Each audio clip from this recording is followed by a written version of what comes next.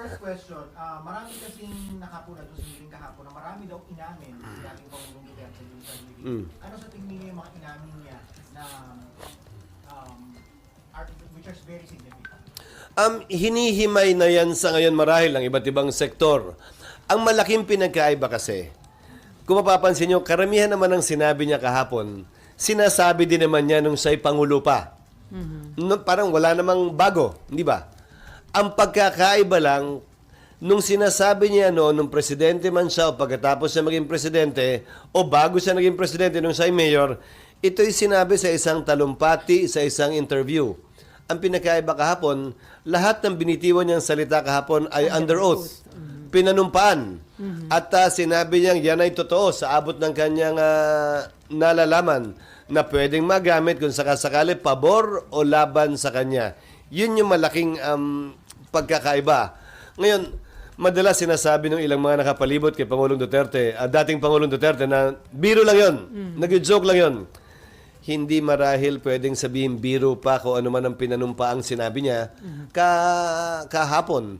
At hayaan natin yung mga abogadong timbangin yan, i-analyze yan. Dahil ang kagandahan ng transcript, hindi malalagay sa transcript yung ngiti o yung kung nagbibiro lang o hindi. Pag binasa mo ang transcript ng isang sinumpaang salaysay, walang emosyon yon, walang puso yon, talagang kung ano lamang ang nilalaman sa sinabi. At doon mo marahil mas matitimbang, mas ma-appreciate ano nga ba at gaano nga ba kabigat yung kanyang mga inamin kahapon. Hinihintay ko yun dahil ang transcript lalabas mamayang hapon pa lang. Sir, doon sa narinig niyo, as a lawyer, ano yung pwedeng gamitin against him? Ayokong pangunahan yan dahil hindi namin trabahong gawin yan. Hayaan natin ang komite o sino mang nagnanais magsampa ng kaso. Ayokong pangunahan ng anumang opinion kaugnay niyan dahil bilang abogado man ako, bilang tagapangulo ng Senado, ayokong i-prejudge ang bagay na yan. Nais namin magsilbi bilang bihikulo para ito ay may lahat sa publiko dahil kung makikita nyo, dito siya sa Senado pinili na mag-appear. Dito niya sa Senado piniling sumumpa at magsalita. Gusto kong panatiling bukasyon sa kanya o kanino man at ayokong maghusga laban o pabor man sa kanya o sino man na nagnanais magsalita sa Senado. Kaya kung mamarapati nyo, hindi ko sasagutin na papasukan muna yan. Bagaman ako isang abogado. Sir, yung Why do you think he made those admissions under knowing that he is also a lawyer and he could get into trouble? We think differently. I think he is proud of the things he did and said. Nakita niyo naman siguro din kahapon yun. Hindi niya ikinakahiya yung kanyang ginawa at mga sinabi. Maliwanag yun sa kanyang statement kahapon. Ang problema lamang, ang kauna-unahang probisyon sa Bill of Rights nakalagay sa Article 3, Section 1. No person shall be deprived of life, liberty, or property without due process of law. Yun ang kauna-unahang karapatan na nilagay sa ating saligang batas na pinag-aralan ng lahat ng abogado. Kaugnay sa karapatang pantao na dapat galangin, hindi ng sinuman, ng pamahalaan at sinumang nakaupo sa pamahalaan. Sir, yung admission ni dating presidente na meron siyang death squad composed of gangster na pumapatay daw talaga ng mga criminals. Hindi masyadong napasukan yung kahapon. Sabi niya kasi sa hiwalay na pagdinig daw tungkol lang sa kanya mismo, hindi ba? Pero narinig ko rin yun at dapat siguro sa susunod na pagdinig kung kailan man yun sa pareho o hiwalay ay matalakay pa yun. Dahil ulitin ko, tila hindi naman siya nagtatago at natatakot kaugnay sa pag-amin sa mga bagay na yan. Pero nasa kamay na ng mga otoridad kung sapat na ba yung pag-amin yun para sampahan siya ng kaso. Sir, sa tingin niyo po ba makukulong na siya or ma-ICC na siya or dun sa mga sinabi niya kahapon and dun sa to follow up dun sa point ni Celia, no? Para bang nilaglag niya yung mga PNP chief niya dun sa mga sinabi niya kahapon? Isang tabi ko muna yung ICC. Wala ako nalalaman kaugnay sa ICC at hindi ko alam kung anong talagang estado niyan. So hindi ko kayang komentaryohan. Kaugnay ng paglalaglag, ang narinig ko kahapong sinabi niya ay ito: I am willing to take full responsibility. Me. Just me. Ang problema ko doon sa pahayag na yon ay ito. Siya yung walang kaso eh. Lahat ng mga PNP chief na nandun dati at chief of police ng Davao ay walang mga kaso kaugnay sa pagpatay. Ang may mga kaso, yung mga pulis na tila nakapikit at nakapiring yung mga mata o nakatakip yung mga tengang sumunod at ginawa yung akalain nilang dapat gawin. Sila ang may kaso. Sila ang na-dismiss sa serbisyo. Sila yung nakakulong ngayon.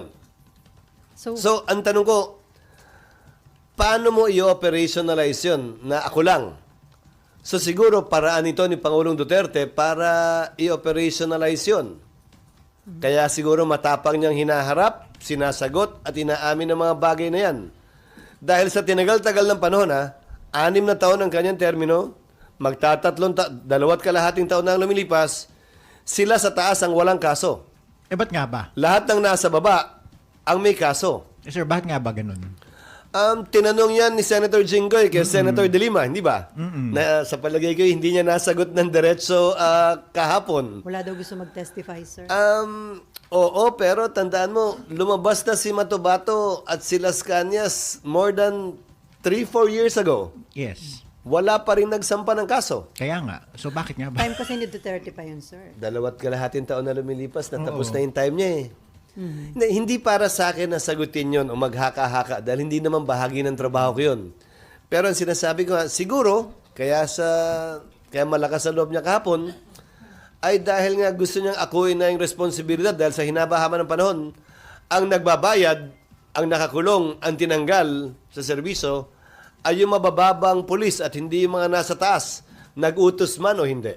Pero sir, it wouldn't change the fact na nakakulong na nga yung mga police and yet itong higher ups of the president are free, di ba? Kaya nga ang tanong ko, paano niya i-operationalize yung sinabi niya na ako na lang, I take full responsibility.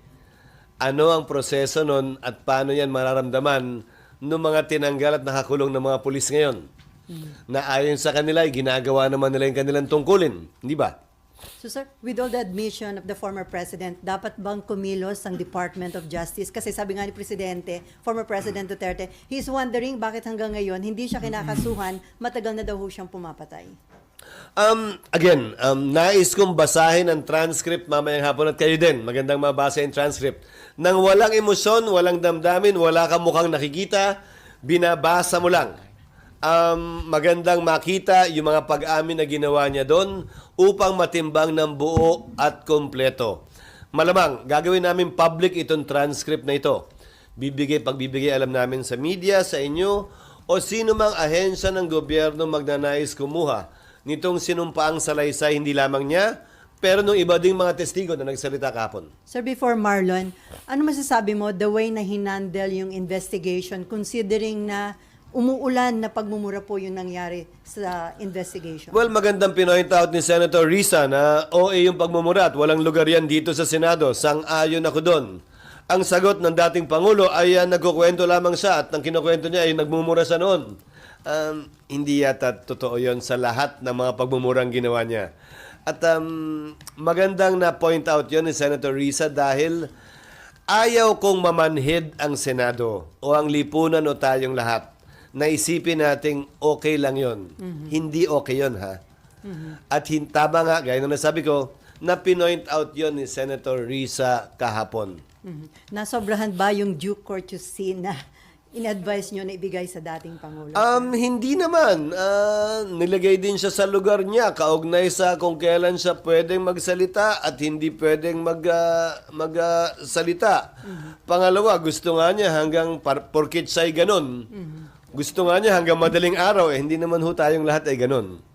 At sa kawawa din naman yung staff na nando naghahanda bago pa man sila dumating, ilang oras bago pa man sila dumating sa hearing kahapon. Marlon. Sir, kasi lalo kami yung Kawawa din kayo. dito ng mga hearings. Sir, yun ang maraming mga rules na na-violate si President, yung former President kahapon.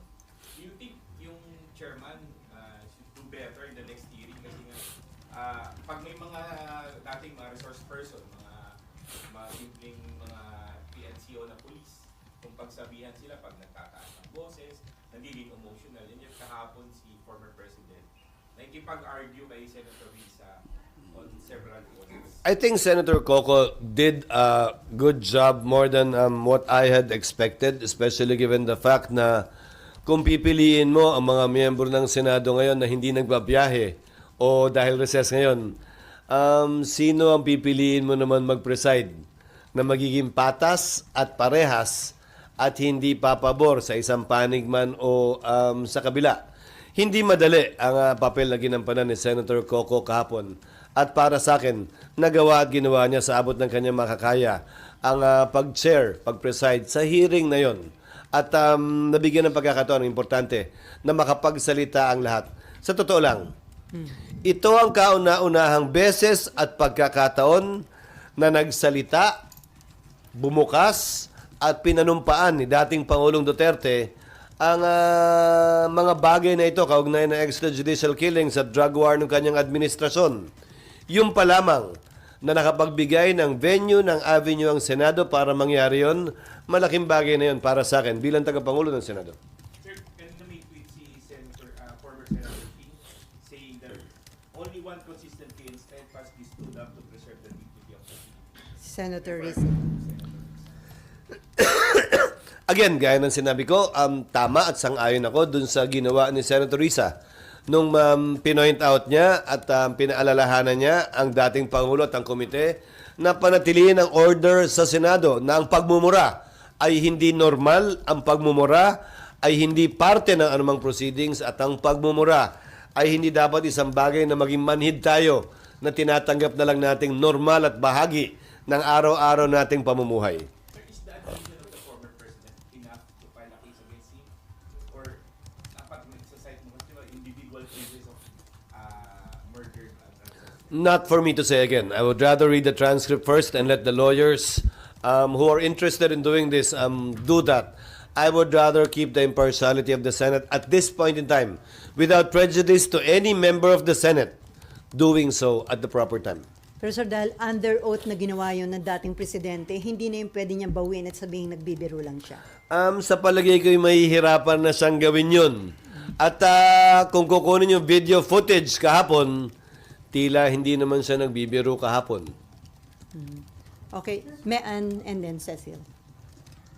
Sir, yung sabi nyo lang na paano ba niya i-operationalize yung claiming responsibility since wala siyang kaso. So, walang bigat yung sinabi niya that I claim responsibility for everything that happened in the drug. Hindi sa walang bigat. Nagtatanong ako, paano nga ba? Dahil ang may kaso nga ngayon, kayo yung mas nakakaalam siguro ng statistics, ay yung mga polis sa baba na sinasabi nilang kawawa daw, na sinasabi nilang pinoprotektahan daw. Paano i-operationalize yun? Dahil yung mga dating chief of police ng Davao at PNP chief kahapon, sa pagkakaalam ko ay wala naman silang mga pending na case kaugnay ng extrajudicial killing. Sir, Unless alam nyo meron. so anong sense nung pag-ako niya dun sa responsibilidad kung wala nga naman pala siyang kaso to begin with? Siguro bahagi yung ginawa niya kahapon doon. Yung kanyang pag-amin sa maraming bagay na napanood at napakinggan nyo nga. Unang hakbang marahil yon para sa pagkakaroon ng responsibilidad kaugnay sa bagay na yan. Ngayon, ulitin ko klarong magkaiba kami ng pananaw. At marahil magkaiba ng pananaw sa marami sa ating mga kababayan. Noong unang panahon, kaya sumikat, ika nga, o lumakas, sabihin mo na, ang mga rebelding grupo sa ating bansa. Dahil takbuhan sila ng naapi. Dahil siyempre, mabagal ang hustisya, kailangan dumaan sa korte, kailangan patunayan ang pagkakasala, at wala pa tayong parusang kamatayan. So yung naapi, may takbuhan.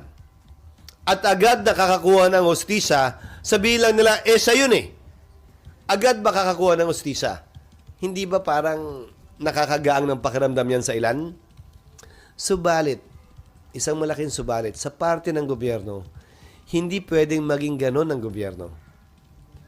Mahirap man, matagal man, mabigat man, trabaho ng gobyerno, tiyakin na susundan ang tinatawag na nating due process. Ulitin ko, Article 3, Section 1 states, no person shall be deprived of life, liberty, and property without due process of law.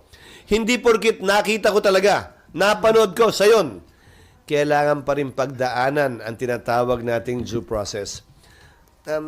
I think I've told this to some of you, but I don't know if you've heard this from me before. Alam niyo kung saan nagsimula, sinasabi ng isang may akdaang due process? Nagsimula yan sa Biblia eh. Sa kwento ni Cain at ni Abel. Sa kwento ni Cain at ni Abel, di ba, sinong pumatay kanino? Si Cain ang pinatay ni Cain si Abel, di ba? Kung maalala niyo Biblia, magkapatid. Hindi daw nila na-cover, sir. Tumatakbo. Alam ng Diyos ang nangyayari sa buong mundo. Ang tao sa buong mundo noon, 4 pa lang. Eva, Adan, Cain at Abel. Di ba? Pagkatapos patayin ni Cain si Abel, tumatakbo si Cain. Anong sinabi ng Diyos na nalalaman dapat lahat? At Diyos yan, ha? Bakit ka tumatakbo, Cain? Anong ginawa mo? At nasaan ang kapatid mo? Doon niya sinabi yung popular at kinokot palagi na, am I my brother's keeper? Nasagot. Responsibilidad ko ba ang kapatid ko? Ayon sa isang may akda, yan ang basihan ng due process. Alam mo man yung ginawa, kailangan mo pa rin bigyan ng pagkakataong mapakinggan, kailangan mo pa rin bigyan ng pagkakataong sumagot. De lalo pa kung hindi mo alam at kidwento lang sa'yo. The process may be long. The process may be difficult. Some of you may not appreciate it and may think na pag ako may kamag-anak na inape, gusto ko may matatakbuhan ako na agad ako mabibigyan ng hustisya. Bakit hindi? Baka naman ganun tayong lahat eh. Pero, mararamdaman mo lang yung halaga ng due process kapag ikaw na mismo yung inakusahan. Ikaw na mismo yung may asawa, anak o kapatid na pinatay o kinulong na lang basta-basta nang hindi man lamang tinatanong o natatanong o nabibigyan ng pagkakataong sumagot. Yun ang punto de vista ng gobyerno at doon ang gagaling ang gobyerno.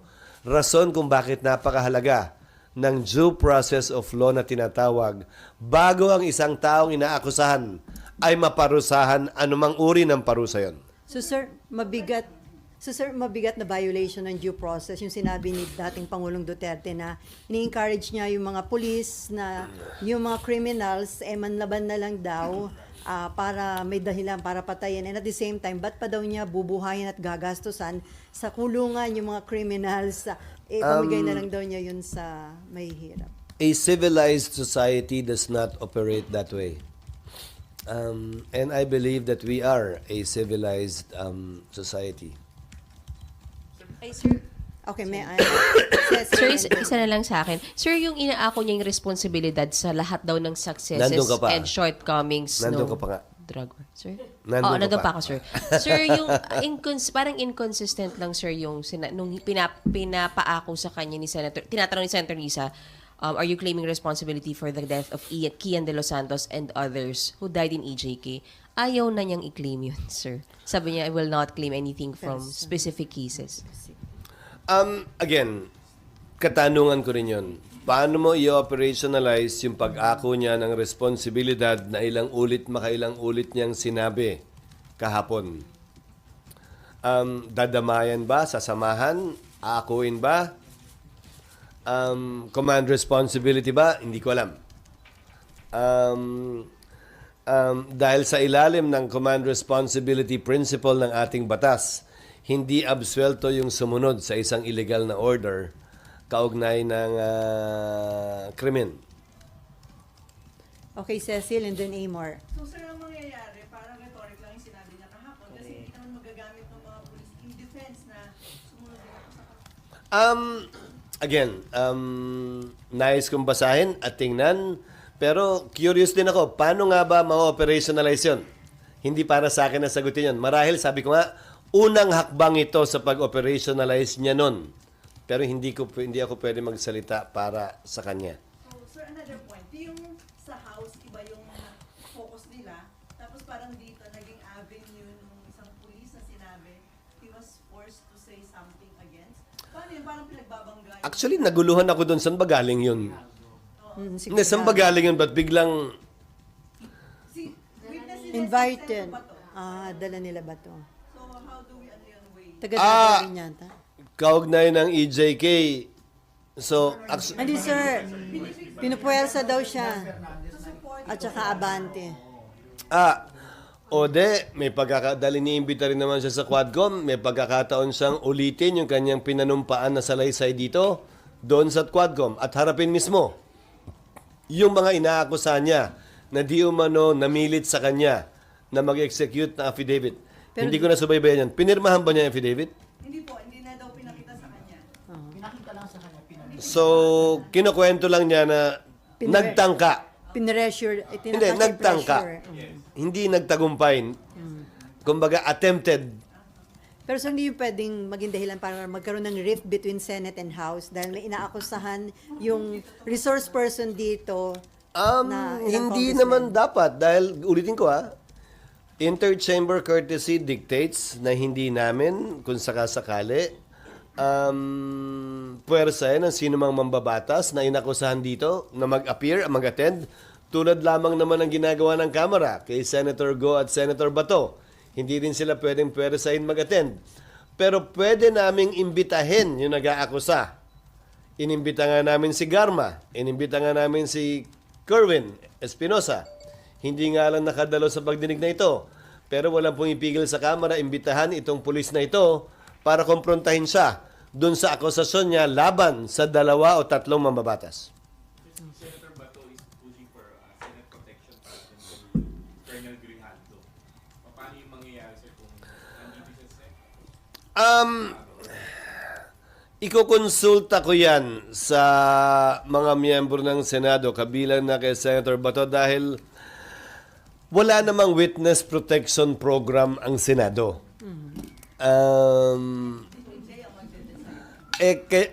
Issue na rin yan nung panahon ni dating Pangulong Arroyo, naalala nyo? Wala namang, may mga testigo kami kaugnay na impeachment laban kay dating Pangulong Arroyo. Naalala nyo? Minority pa kami, hindi kami majority sa Kamara. So, kanya-kanyang hugot na lang ng paggagastusan para maprotektahan yung testigong gusto naming protektahan. Dahil nga, wala namang ganong budget, sistema at batas kaugnay ng Senate o House Protection, Witness Protection Program.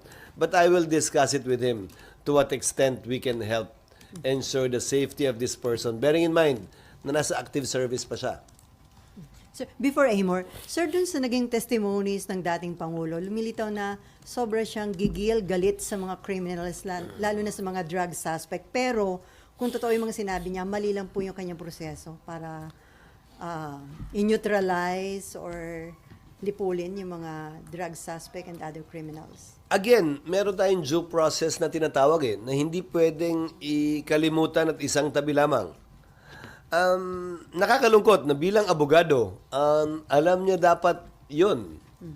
Kung talagang emotional siya, mabigat para sa kanya, yung mga krimen, yung nakikita niya yung dugo ang bata, patay na. Nandun na ako. Lahat naman siguro tayo ganun Huwag niya akuin na siya lang yung masama ang loob doon. Siguro naman tayong lahat, pag may nakitang patay, ginahasa, mutilate na bata, o sino man babae, o lalaki, o matanda, lahat naman tayo siguro magagalit Pero yon ang pinagkaiba ng gobyerno, siguro, sa ordinaryong tao. Hindi mo pwedeng ilagay sa kamay mo ang batas. Kahit nga ang gobyerno, hindi nilalagay sa kamay niya ang batas. Dinadaan niya sa proseso. Again, a civilized government can do nothing less than provide an ensured due process to anyone and everyone. Gaano man kasama, gaano man kabigat sa dibdib natin. Dahil ulitin ko, hanggang hindi ikaw mismo yung inaakusahan ng mali, hindi mo mararamdaman yung bigat at kahalagahan nito.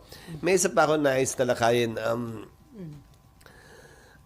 Ayon sa ilang testigo kahapon, bumaba daw yung kriminalidad nung panahong may mga EJK at nagdedebate sila. So kinuha ko yung data dito sa LBRMO. Dahil siyempre sinasubmit sa LBRMO ng DILG yan kada budget deliberation. So, Yung crime index, sir. ang crime index na tiningnan namin ay mula 2016 to 2018, same period ngayon. July 1, 2016 to April 21, 2018. Kinumpara namin sa July 1, 2022 at April 21, 2024 para parehong datos. Hindi pwedeng bilangin yung buong termino ni Pangulong Duterte dahil pandemic tayo eh. Eh kung wala namang lumalabas, di ba? Hindi tamang comparison. So yung unang 2 taon lang. Tandaan nyo, sinimula ng war on drugs 2016 pa lamang. Anong date ng memorandum? Nung double barrel? July? July 2016. O July 2016. Ang datos na sinubmite sa Senado ay Crime Index, July 1, 2016 to April 21, 2018, 196,518. July 1, 2022 to April 21, 2024, 71,544. Mas mataas ang krimen nung panahong yon, 16 to 18, ng 60%, halos triple. Maraming patayan nga, sir, kasi. Kasi nga, hindi mo pwedeng hindi bilangin yung patayan. Krimen pa rin yun eh. Extrajudicial killing nga, it's a crime. Hindi mo pwedeng hindi bilangin yon sa crime index. So they are claiming daw na